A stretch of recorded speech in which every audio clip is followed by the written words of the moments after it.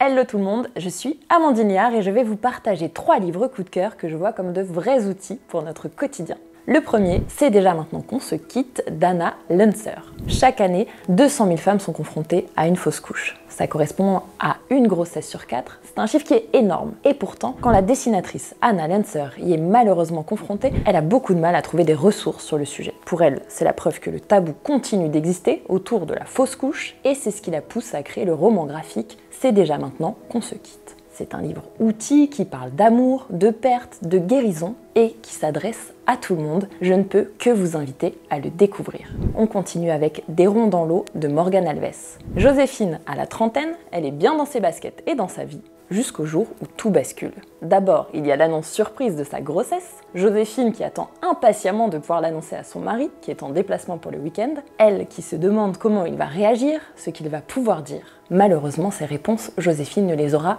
jamais. Elle reçoit un coup de téléphone et entend 3 mots qui emportent tout sur leur passage, Vincent est mort. Quand la vie bascule, comment réagir ? On suit Joséphine sur le chemin de la résilience, un parcours semé d'embûches, on s'en doute. Ce premier livre de l'autrice Morgane Alves est poignant et lumineux. Je trouve qu'il nous invite à revenir à l'essentiel et à soi. Et on termine par La vie au grand air de Linda Akeson-McGurk. Et si je vous disais que vivre à l'extérieur plus souvent permettrait d'être plus heureux ? C'est la thèse d'une pratique nordique qu'on retrouve dans le livre La vie au grand air. C'est même devenu une vraie philosophie de vie en Suède, qui porte le nom de Friluftsliv.